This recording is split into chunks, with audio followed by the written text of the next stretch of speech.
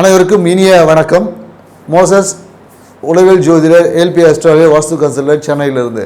இப்போ பார்த்தீங்கன்னா இந்த குரு பெயர்ச்சி, குரு பகவான் பார்த்தீங்கன்னா ரிஷப ராசியிலேருந்து 14ஆம் தேதி மிதுன ராசிக்கு பயிற்சி ஆகிறார். இந்த மிதுன ராசி பெயர்ச்சி ஒவ்வொரு ராசிக்கும் என்னென்ன மாதிரி பலன்களை கொடுக்க போகுது, என்ன மாதிரியான நன்மைகளை பெற போகிறீங்க, இல்லை என்ன மாதிரி நன்மைகளை பெறத்துக்கு நம்ம தயாராகணும், இல்லை நமக்கு வரக்கூடிய அந்த குரு பகவானோட தாக்கத்தால் ஏற்படக்கூடிய விஷயத்தை எப்படி நம்ம கடந்து செல்வது அப்படின்ற ஒரு விஷயத்தை தான் இப்போ நம்ம பார்க்க போகிறோம். அதுக்கு முன்னாடி என்னென்னா, குரு பகவானை பற்றி நம்ம ஒரு சின்ன ஒரு விஷயத்தை தெரிஞ்சால் தான் இந்த குரு பெயர்ச்சியின் மூலம் நமக்கு வரக்கூடிய நன்மைகளை மேன்மைப்படுத்திக்கணும். ஏன்னா குரு என்னும் போது பார்த்திங்கன்னா ஆன்மீகம்னு சொல்லுவோம். அப்போ நம்ம ஆன்மீகம் சிறப்பாக இருக்கணும்னா குருனாவே நல்லா புரிஞ்சுக்குங்க. நம்ம ஒரு உருவம், அதாவது உருக்கு ஒரு ஆயுதம் வேணும். இப்போ நம்ம பார்த்திங்கன்னா மந்திர உச்சாரணம் பண்ணுவாங்க, உருன்னு சொல்லுவோம். அதுக்கு பார்த்திங்கன்னா ஒரு ஆயுதம் என்பது வேணும். அதாவது ஒரு உருவத்தை செதுக்குவதற்கு ஒரு ஆயுதம் வேணும். அதுக்கு பேர் தான் குரு அப்படின்னு சொல்லுவாங்க. ஏன்னா இக்கு ப்ளஸ் ஊ போட்டிங்கன்னா கூ வரும். ஸோ அப்போ ஒரு ஆயுத எழுத்து சேரும் போது தான் அந்த உருவத்தை முழுமையாக்க முடியும். அதுக்கு தான் பார்த்திங்கன்னா குருவை வந்து நம்ம ஆன்மீகம் சொல்கிறோம். மேலும் என்னென்னாக்கா, அந்த ஆன்மீகம் அப்படின்னா மட்டும் போதுமா, நம்ம உடம்பை இயக்கணும். இயக்கத்துக்கு வந்து பிராணசக்தி ரொம்ப முக்கியம். அதனால தான் பார்த்திங்கன்னா அரச மரத்தை வந்து குரு பகவானுடைய அந்த மரங்களில் சொல்லுவாங்க. அதே போல் பார்த்திங்கன்னா நம்ம சொல்லுவோம், ஒரு இனிப்பான விஷயங்கள், நம்ம ஒரு விஷயத்தை கேட்ட உடனே அப்படியே ஒரு இனிப்பு, ஒரு மகிழ்ச்சி அப்படின்னும் போது ஒரு ஆன்மீகத்தில் நமக்கு எப்படி ஒரு மகிழ்ச்சி பூரிப்படையுது இல்லையா? ஸோ அதனால் பார்த்திங்கன்னா அதனால தான் இனிப்பு சுவையே வந்து குரு பகவானுடைய சுவையாக இருக்கும். அதே போல் பார்த்திங்கன்னு வச்சுக்கிங்களேன், இதுக்கு வந்து என்னென்னாக்கா யானையை தான் சொல்லுவாங்க குரு பகவானை. யானை, குதிரை சொல்லுவாங்க. ஏன்னா அதுக்கு வந்து ஹைலி பிராணசக்தி. பார்த்திங்கன்னா யானை எப்போவுமே சுறுசுறுப்பாக இருக்கும். எப்போது பார்த்திங்கன்னா ஏதாச்சும் ஒரு விஷயத்தை ஆட்டிக்கிட்டே இருக்கும். அதே மாதிரி குருவை வந்து ஹார்ஸ் பவர், உங்களுக்கு குருவோட தன்மைகள் உங்கள்கிட்ட இருந்துச்சுன்னா யூ மே கெட் அந்த ஹார்ஸ் பவர் வந்து அப்படி இருக்கும். ஸோ நீங்கள் பார்த்தீங்கன்னா இந்த ஹைப்பர் ஆக்டிவ் இருக்கிறவங்க எல்லாமே குருவோட தன்மை அதிகமாக இருக்கிறது அப்படின்னு நினச்சிக்கலாம். ஏன்னா குரு நல்லா இருந்தால் தான் நம்மளோட இயக்கம் நல்லா இருக்கும். உடம்பில் உள்ள இயக்கங்கள், அந்த கால், முட்டி, ஜவ்வுலாம் சொல்லுவாங்க, கொழுப்பெல்லாம் சொல்லுவாங்க. அதே குரு கொஞ்சம் அதிகமானாலும் பிரச்சனைகளும் வரும். ஸோ அதனால் இந்த பிரச்சனை எப்படி வருது, இதை எப்படி எதிர்கொள்வது, இப்படி இருந்தால் நம்ம ஒவ்வொரு ராசிக்காக நம்ம பார்க்க போகிறோம். நம்ம இப்போ பார்த்திங்கன்னா இந்த குரு பகவான் குரு பெயர்ச்சியில் பார்த்திங்கன்னா, அதாவது குரு பகவான் உங்களுடைய எந்த பாவகத்தில் இருக்காரோ அதன் அடிப்படையில் தான் அதோட நன்மைகள் இருக்கும். ஏன்னா குரு பகவான் தான் ஆன்மீகம். ஸோ அப்போ பார்த்திங்கன்னா இந்த காலகட்டத்தில் என்னென்னா ஆன்மீக நாட்டம் என்பது எல்லாருக்கிட்டையும் கொஞ்சம் அதிகமாக இருக்கும். ஏன்னா காலபுருஷ தத்துவத்துக்கு 3ஆம் இடத்துக்கு குரு பகவான் வரும். 3ஆம் இடம் வந்து கம்யூனிகேஷன். அப்போ என்னென்னாக்கா இந்த பிரபஞ்சத்தில் பார்த்திங்கன்னா ஆன்மீகத்தை பற்றின செய்திகள் வந்து அதிகமாக பரவும். ஆன்மீகத்தும் நிறைய பேசப்படும். எல்லாருக்கிட்டையும் அந்த ஆன்மீக உணர்வு என்பது தூண்டப்படும். அதே போல் என்னென்னாக்கா அவருடைய பார்வை பார்த்திங்கன்னு வச்சுக்கோங்க 7ஆம் இடத்தை பார்க்குது, மேலும் பாக்கியத்தை பார்க்குது, மேலும் லாபஸ்தானத்தை பார்க்குது காலபுருஷ தத்துவத்திற்கு. ஸோ அப்போ என்னென்னாக்கா உங்களுடைய இந்த காலகட்டத்தில் என்னென்னாக்கா அந்த உறவுகள் என்பது, நல்ல ஒரு உறவுகள் என்பது எல்லாருக்கிட்டையும் ஏற்படும். அதாவது என்ன, கணவன் மனைவி உறவு எல்லாமே இந்த காலகட்டத்தில் சிறப்பாக இருக்கும். அதே போல் என்னென்னாக்கா பாக்கியங்கள், ஏன்னா இந்த காலகட்டத்தில் எல்லாருமே எல்லா பாக்கியத்தையும் பெற போகிறாங்க. ஸோ இந்த குரு பகவான் என்னென்னாக்கா அனைவருக்கும் அனைத்து பாக்கியத்தை கொடுக்கக்கூடிய ஒரு ஆற்றலை வளர்க்க. அதே மாதிரி என்னென்னா லாபம், மன மகிழ்ச்சி என்ற 11ஆம் இட காலபுருஷ தத்துவத்துக்கு பார்க்குறேன். அப்போ என்ன ஆகும்னா எல்லாருக்கிட்டையும் மன மகிழ்ச்சி என்பது பெருகும். அவங்க செய்யக்கூடிய செயல்களில் லாபம் வந்து அதிகரிக்கும். ஸோ இந்த மாதிரியான விஷயங்கள் எல்லாமே இந்த காலகட்டத்தில் குரு பகவான் கொடுக்க தயாராக இருக்கிறார். அப்போது அவர் தயாராக இருக்கிறாரு. இதை பெறுறதுக்கு நாம் அதுக்கான குவாலிஃபிகேஷனை வளர்த்துக்கணும் இல்லையா? ஏன்னா நம்ம அதுக்கான குவாலிஃபிகேஷனை வளர்த்துக்கும் போது தான், அதுக்கான ஆற்றலை நமக்குள்ளே வளர்த்துக்கும் போது தான் குரு பகவானுடைய கொடுக்கக்கூடிய அனைத்து நன்மைகளையும் நம்மளால் அனுபவிக்க முடியும். ஏன்னா இன்றைக்கி எல்லாருக்கும் கடவுளும் கொடுக்க தயாராக, நம்மளை வந்து பெறத்துக்கான தகுதி நம்மக்கிட்ட குறைவாக இருக்குது.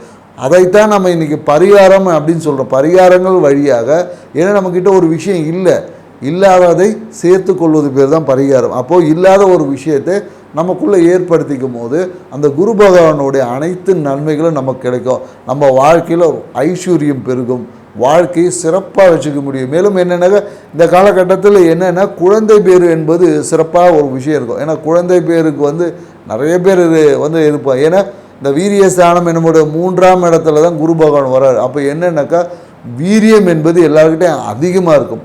உங்களுடைய உடல் உடல் வாக பொறுத்து அதே சில பேருக்கு வீரிய குறைபாடும் வரக்கூடிய விஷயம் இருக்குது. ஸோ அந்த இடத்துல தைரியம் என்பது குறையும். அப்போ தைரியம் குறையும் போது அந்த இடத்துல ஆன்மீகத்தை நம்ம சேர்க்கும் போது நம்மளுடைய தைரியம் என்பது பேலன்ஸ் ஆகும். அப்போ வாழ்க்கையில் நம்மளால் எல்லா நன்மைகளையும் சிறப்புகளையும் இந்த குரு பயிற்சியில் நம்மளால் பெற முடியும். அதனால் ஒவ்வொரு ராசிக்கும் எவ்வாறு இந்த குரு பகவான் என்னென்ன நன்மைகளை வழங்க போகிறாரு அப்படின்ற பிரகாரமாக கடகராசி பார்த்தீங்கன்னு வச்சிங்களேன், காலபுருஷ தத்துவத்திற்கு 4வது ராசி. அதாவது இந்த ராசி பார்த்தீங்கன்னா, இந்த ராசியில் இருக்கவங்க பார்த்தீங்கன்னா அம்மா மீது அவ்வளோ ஒரு பற்று இருக்கும். எப்போதும் அந்த வீடு தனக்குன்னு ஒரு சொத்து வாங்கணும், ஒரு வீடு சுகமாக இருக்கணும், ஒரு தன்னுடைய லக்ஸரி லைஃப்பாக வாழணும் என்பதில் இந்த கடகராசிக்காரர்களுக்கு ஒரு நாட்டம் இருந்துக்கிட்டே இருக்கும். தனக்குன்னு ஒரு வண்டி வேணும், தனக்குன்னு ஒரு வீடு இருக்கணும், அதுவும் நல்ல ஒரு லக்ஸரி கம்ஃபர்ட் ஜோனில் இருக்கணும் அப்படி என்பது இவங்களுக்கு இதுக்கு தன்னை சுற்றி அப்படியே ஒரு எப்படி சொல்கிறது, ஒரு லக்ஸரியஸ் திங்ஸோட நல்ல காசு சொத்து சுகம் இப்படி எல்லாம் இருக்கணும்னு சொல்லிட்டு இதுக்காக தான் பெரும்பாலும் இவங்க போராடிக்கிட்டே இருப்பாங்க. கடகராசிக்காரங்க நீங்கள் கடகராசியாக இருந்ததுன்னா ஒன்று நீங்களே செக் பண்ணி பாருங்கள். கண்டிப்பாக இந்த ஒரு எண்ணம் விஷயங்கள் உங்களுக்கு. அதே போல் என்னென்னா கடகராசிக்காரர்களுக்கு பார்த்திங்கன்னா என்றைக்கு அந்த அம்மாவை விட்டு கொடுக்கவே மாட்டாங்க. அம்மா அவங்களுக்கு ஒரு ரொம்ப உயிர் மாதிரி. ஸோ கடகராசிக்காரர்கள் அம்மாவை எப்போதும் அம்மா பின்னாடியே போயிட்டுருப்பாங்க. ஸோ இப்படி உள்ள கடகராசிக்காரர்களுக்கு இந்த குரு பயிற்சி என்ன மாதிரியான விஷயங்களை ஏற்படுத்த போகுது அப்படின்னு தான் நம்ம பார்க்க போகிறோம். ஸோ குரு பகவான் இப்போ பார்த்தீங்கன்னா லாபஸ்தானத்துலேருந்து விரயஸ்தானத்துக்கு வராரு. இப்போ ஸோ இதுக்கு ரிஷபத்துலேருந்து மிதுனத்துக்கு வராரு. ஸோ உங்களுடைய விரயஸ்தானம். ஸோ அப்போ விரயஸ்தானத்தில் வரக்கூடிய குரு பகவான் உங்களுக்கு விரயத்தை தான் ஏற்படுத்துவாரா, எந்த இடத்துல விரயங்கள் ஏற்படும், என்ன மாதிரியான விரயங்கள் ஏற்படும், அதை எப்படி நம்ம சமாளிக்கிறது. ஸோ இல்லை அந்த விரயத்தை நாமளே செஞ்சிட்டா விஷயம் சிம்பிள் இல்லையா. ஸோ அதனால் என்னென்னா இந்த காலகட்டத்தில் ஸோ கடகராசிக்காரர்களுக்கு பார்த்தீங்கன்னு வச்சுக்கிங்களேன் சுப முதலீடுகளை செய்யலாம் அப்படின்னு சொல்ல முடியும். விரயம் என்பது ஏற்படாது. ஸோ அப்போ தங்கத்தை வாங்குவது ஒரு பரிகாரமாக இருக்கும். 1 கிராம் தங்கத்தையாவது தயவுசெய்து வாங்கிடுங்க கடகராசிக்காரர்கள். நீங்கள் கடகராசிக்காரங்க பார்க்குறதா 1 கிராம் ஒரு குண்டுமணி தங்கத்தையாவது வாங்கிடுங்க அப்படின்னு நம்ம சொல்கிறோம். ஏன்னா இந்த காலகட்டத்தில் என்னென்னாக்கா குலதெய்வம் சார்ந்த விஷயத்தில் அதிகமான நாட்டம் என்பது இருக்கும். குலதெய்வத்துக்காக பாத யாத்திரை நிறைய பேர் போவாங்க, இல்லை இஷ்ட தெய்வத்துக்காக பாத யாத்திரை போகக்கூடிய விஷயங்கள் எல்லாமே. அப்படி இல்லை என்றால் யாரோ ஒரு ஆன்மீக பாத யாத்திரை போகிறவங்களுக்கு அவங்களுக்கு தேவையான ஒரு இனிப்பு, ஒரு லட்டு, ஏன்னா குரு பகவான் லட்டு இல்லையா, லட்டை தானமாக கொடுங்க. ஸோ லட்டு தானம். அப்படி இல்லை என்றால் அவங்களுக்கு தேவையான ஆன்மீக பாத யாத்திரை செல்லக்கூடிய நபர்களுக்கு இல்லை ஆன்மீகம் சார்ந்த அந்த புத்தகங்கள் இருக்கும் இல்லையா, சின்ன சின்ன கந்த சஷ்டி கவசம் இந்த மாதிரியான புத்தகங்களை தானமாக கொடுங்க. இது எல்லாமே உங்கள் வாழ்வில் இந்த குரு பயிற்சியை ஏற்றம் அளிக்கக்கூடியதாக இருக்கும். முடியாதவங்க லட்டு கொடுங்க, இல்லை ஒரு சாக்லேட்டாவது வாங்கி கொடுங்க. ஸோ இனிப்பை கொடுப்பதின் வழியாக அவங்களுடைய மன மகிழ்ச்சி, அவங்களுடைய வேண்டுதலை எந்த அளவுக்கு நிறைவேறுதோ அதில் ஒரு பகுதி உங்களுக்கும் அந்த அவங்களுடைய, ஏன்னா ஆன்மீக பாத யாத்திரை போகிறவங்க நீங்கள் உதவுவதன் வழியாக அவங்களுடைய அந்த கோரிக்கை என்பது நிகழும் இல்லையா, அதுக்கு நீங்கள் ஒரு இனிப்பை வழங்குவதன் வழியாக உங்களுக்கும் அதில் ஒரு சின்ன குறிப்பிட்ட % ஆஃப் நன்மைகள் உங்களுக்கும் கிடைக்கும் இந்த காலகட்டத்தில். ஸோ அதனால் என்ன நம்ம சொல்கிறோன்னா இந்த காலகட்டத்தில் பார்த்திங்கன்னா கடகராசிக்காரர்கள் இதுக்கு முன்னாடி ஒரு வீடை கட்ட ஆரம்பிச்சிருப்பீங்க. ஏன்னா கடந்த குரு பயிற்சியில் வீடு கட்ட ஆரம்பிச்சிருப்பீங்க. அது பண பிரச்சனையால் தடைப்பட்டு நின்று இருக்கும். அந்த விஷயத்தை இப்போ நீங்கள் முழுமையாக்க போகிறீங்க. ஸோ இந்த காலகட்டத்தில் அந்த விஷயம் என்பது முழுமையோட வீட்டை பூர்த்தியாகி குடிபோவதற்கான வாய்ப்புகள் இந்த காலகட்டத்தில் கடகராசிக்காரர்களுக்கு ஏற்பட போகிறது. ஸோ மேலும் என்னென்னாக்கா குழந்தைகளுக்காக சிறு சிறு விரயங்கள் என்பது இருக்குது. ஸோ அப்போ குழந்தைகளுக்காக நீங்கள் விரயம் என்பது எப்படி எடுத்துக்கலாம், சுப விரயமாக மாற்றி அவங்களுக்காக ஒரு ஏற்கனவே நம்ம ஒரு குண்டுமணியாக சொன்னோம், அது உங்களோட குழந்தைகளுக்காக வாங்கி கொடுங்க. ஸோ திருமணமே ஆகலைங்க என்னங்க பண்ணுறதுன்னா அம்மாவுக்கு வாங்கி கொடுங்க. இதுக்கு மேலே நம்ம இல்லை அம்மா அப்பாவுக்கு வாங்கி கொடுங்க. ஸோ இந்த மாதிரியான உங்கள் உறவுகளுக்கு இல்லை உங்களுக்காவது வாங்கிக்கிங்க. ஸோ இந்த மாதிரியான ஒரு சின்ன ஒரு குறிப்பிட்ட % நீங்கள் கோல்டு வாங்குங்க. அப்படி இல்லை என்றால் ஆன்மீக திருப்பணி செய்யக்கூடிய நபர்களுக்கு அந்த விரயங்களை செய்வதன் வழியாக உங்களுக்கு ஏற்பட போகின்ற விரயத்தின் தன்மையை குறைத்து கொள்ளலாம். இதை தான் நாம் இப்போ சொல்கிறோம். ஸோ மேலும் என்னென்னாக்கா இந்த காலகட்டத்தில் காதல் திருமணம் என்பது கண்டிப்பாக உண்டு. காதல் திருமணத்திற்காக சில விரயங்களை சந்திக்க வேண்டியதும் இருக்குது.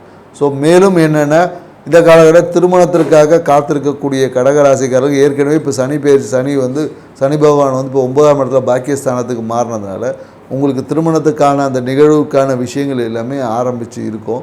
ஸோ இந்த காலகட்டத்தில் அந்த விஷயங்கள் எல்லாமே இந்த பொருளாதாரம், இந்த வரதட்சணை அப்படின்ற குறிப்பிட்ட அந்த பொருளாதாரம் சார்ந்த விஷயத்தில் எந்த எதிர்பார்ப்புகளும் வைத்து கொள்ளாதீங்க. ஏனென்றால் அந்த ஒரு விஷயத்தினால கூட உங்களோட திருமணம் தடைபடுவதற்கான சிறிய வாய்ப்புகள் இருக்குது. ஸோ நாம் சொல்லக்கூடிய விஷயங்கள் ரொம்ப நுட்பமானது. கடகராசியாக்காரன் இருந்தீங்கன்னா எனக்கு இத்தனை சவரம் போடுங்க, இத்தனை கொடுக்கறதா வாங்கிட்டு இருங்க. அவங்க என்ன கொடுத்தாலும் அப்படி இருந்தால் திருமணம் என்பது நடக்கும். திருமணத்தில் இந்த பொருளாதாரம் சார்ந்த விஷயம் சவரன் போடுறதுல ஒரு சின்ன கருத்து வேறுபாடுகள் வரலாம், வரும்னு நம்ம சொல்லல, வருவதற்கான சாத்தியக்கூறுகள் இருக்குது. ஸோ அப்போ இதுக்கு என்ன பரிகாரம்னு கேட்காதுங்க. எதிர்பார்ப்பை குறைத்து கொள்வது தான் இதற்கு உகந்த பரிகாரம் நம்ம சொல்கிறோம். ஸோ மேலும் என்னென்னாக்கா இந்த காலகட்டத்தில் ஆன்மீக பாத யாத்திரை செல்வது உங்களுக்கு ஏற்றம் தரக்கூடியதாக இருக்குது. உங்களுடைய இஷ்ட தெய்வத்திற்காக நீங்கள் ஆன்மீக பாத யாத்திரை சென்றீங்கன்னா, அதுவும் என்னென்னாக்கா உங்கள் இஷ்ட தெய்வம் பெரும்பாலும் இந்த கடற்கரை ஒட்டி இருக்கக்கூடிய இஷ்ட தெய்வங்களாக இருந்தால் அதற்கு ஆன்மீக பாத யாத்திரை போகக்கூடிய அனைத்து கடகராசிக்காரர்களுக்கும் வீடு என்பது முழுமையடையும். இல்லை கட்டலைங்கன்னா புதிய வீடு வாங்குவீங்க. ஸோ இதில் எந்த ஒரு மாற்று கருத்தும் கிடையாது. ஸோ உங்களுடைய லாபம் அதிகரித்து அதன் வழியாக உங்கள் கடன் என்பது தீர்க்கப்படும். குறிப்பாக அடிவயிறு சார்ந்த பிரச்சனைகள் இந்த காலகட்டத்தில் சரியாவதற்கான வாய்ப்புகள் இருக்குது. ஜீரண குறைபாடு, செரிமான பிரச்சனைகள்லாம் சிக்கி தவிச்சிட்டு இருக்க கடகராசிக்காரருக்கு இந்த காலகட்டத்தில் உங்களுக்கு அடிவயிறு சார்ந்த பிரச்சனைகள் இருந்தால் அது சரியாகும். இல்லை கர்ப்பப்பையில் வந்து கொழுப்பு கட்டி இருக்குலாம் சொல்லியிருப்பாங்க. கடந்த குரு பயிற்சியில் கொழுப்பு கட்டி இருக்குலாம் உங்களுக்கு நிறைய பிரச்சனைகள் இருக்கும். இந்த கர்ப்பப்பை சார்ந்த விஷயங்கள் பிரச்சனை இருக்கக்கூடிய கடகராசிக்காரருக்கு இந்த வருடம் அது நிவர்த்தியாகி சரியாவதற்கான வாய்ப்புகள் அதிகமாக இருக்குது. ஸோ அதற்காக ஏற்கனவே இருந்துச்சுன்னு சொல்லி கவலைப்பட வேண்டாம். ஸோ அப்போ இந்த விஷயங்கள் எல்லாம் சரியாகும் போது குழந்தை பேறு என்பது கடகராசிக்காரர்களுக்கு உறுதியாக இருக்குது என்பது நம்ம சொல்ல முடியும். மேலும் என்னென்னாக்கா கடகராசிக்காரர்களுக்கு பார்த்திங்கன்னா எப்போதும் என்னென்னாக்கா ஒரு ஒரு ஒரு மூட் ஸ்விங் இருந்துக்கிட்டே இருக்கும். ஏன்னு வச்சுக்கிங்களா, அவங்க மனம் என்பது எப்போதுன்னா எல்லாத்தையும் இந்த வேகமாக பர்ஃபெக்ஷனேட்டாக செயல்படணும் என்னக்கூடிய ஒரு மன அழுத்தம் வந்து இவங்களுக்கு எப்போதும் இருக்குது. இந்த ஒரு விஷயம் ஏன்னா பர்ஃபெக்ஷன் என்பது இந்த உலகத்தில் ஒன்றும் இல்லைங்க. வார்த்தையில் மட்டும்தாங்க பர்ஃபெக்ஷன் இருக்குது. இயற்கை மட்டும்தான் பர்ஃபெக்ஷன். இங்கே மனிதர்கள் யாருமே பர்ஃபெக்ஷன் கிடையாது. ஸோ அதனால் உங்களுக்குன்னு ஒரு ரூலை போட்டு மன அழுத்தத்தில் நிறைய பேர் சிக்கியிருக்காங்க. அவங்கள நம்ம சரி பண்ணி இருக்கோம். உளவியல் ரீதியாக அவங்களுக்கு நாங்கள் சரி பண்ணியிருக்கோம். உங்களுக்கு சொல்லக்கூடிய ஒரே ஒரு விஷயம் என்னென்னாக்கா பர்ஃபெக்ஷன், இந்த ரூலு, இந்த ரெண்டுத்தையும் நீங்கள் விட்டிங்கன்னா வாழ்க்கையில் எல்லா விஷயத்தையும் உங்களால் வெற்றியே அனுபவிக்க முடியும். ஏனென்றால் இந்த ரெண்டு விஷயத்தினால தான் உங்களோட ஒர்க்கில் வந்து மிகப்பெரிய ஒரு அழுத்தத்தை, மன அழுத்தத்தை வந்து கடகராசிக்காரர்கள் எப்போதும் வேலை செய்யக்கூடிய இடத்துல அந்த டைம் மேனேஜ்மெண்ட்டுன்னு இருக்குல்லையே, அந்த டைம் மேனேஜ்மெண்ட்டை ஹெவியாக பார்க்கறதுனால இந்த டேட்டு இந்த ஒர்க்கை இன்றைக்கி முடிக்கணும்னு நீங்கள் நினைப்பீங்க. உங்களை சுற்றி இருக்கிறவங்க யாரும் முடிக்க மாட்டாங்க. உங்களை சுற்றி இருக்கிறவங்க லேட்டாக தான் பண்ணுவாங்க. நீங்கள் வேணால் கடகராசியாக இருந்தீங்கன்னா இந்த டைமுக்குள்ளே இதை முடிக்கணும்னு நினச்சி பாருங்க. ஏன்னா அதை அவங்க லேட்டாக தான் பண்ணுவாங்க. நீங்கள் 9 மணிக்கு போகணுன்னு நினச்சிங்கன்னா உங்கள் சுற்றி இருக்கிறவங்க 9:30 தான் வருவாங்களே. ஸோ அப்போ என்ன ஆகிடும்னா இந்த டிப்ரெஷன் வந்து உங்கள் மனசுக்குள்ளே மிகப்பெரிய ஒரு பாதிப்பை ஏற்படும். அதனால் என்னென்னாக்கா நிறைய பேர் அவங்களோட தொழிலில் வந்து சக்ஸஸ் ஆக முடியாமல் இருக்கிறாங்க. ஏன்னா மனதில் ஏற்படக்கூடிய ஒரு பாதிப்பு என்பது அது உங்களோட தொழிலை பாதிக்கும். இது எல்லாருக்கும் பொருந்தும். குறிப்பாக கடகராசிக்காரங்க தான் இந்த டைம் மேனேஜ்மெண்ட், ஒவ்வொருத்தருக்கும் ஒவ்வொரு பாதிப்புகள் இருக்கும். கடகராசிக்காரர் இந்த டைம் மேனேஜ்மெண்ட்டு, இந்த டைமு கொஞ்சம் டிலே ஆகிறதுனால எமோஷன் ஆவதை குறைத்து கொள்வது சிறப்பு. இதை குறைச்சிக்கணும்னா வாழ்க்கையில் நீங்கள் ஜெயிக்க முடியும். இது உங்களுக்கு பரிகாரமாகவே நீங்கள் புரிந்து செயல்பட்டுக்குங்க. மேலும் என்னென்னாக்கா இந்த இஷ்ட தெய்வ வழிபாட்டுக்காக நீங்கள் போகும்போது பாதயாத்திரை செய்வோம் உங்கள் வீடு என்பது இருக்கும். இல்லை என்றால் ஒரு கடகராசிக்காரர் கழுத்தில் ஒரு மஞ்சள் துண்டாது கட்டிக்கிங்க. ஏன்னா இப்போ நிறைய கட்சிகள்லாம் இருக்குது, எல்லாம் மஞ்சள் துண்டெல்லாம் நிறைய கட்சி இருக்குது.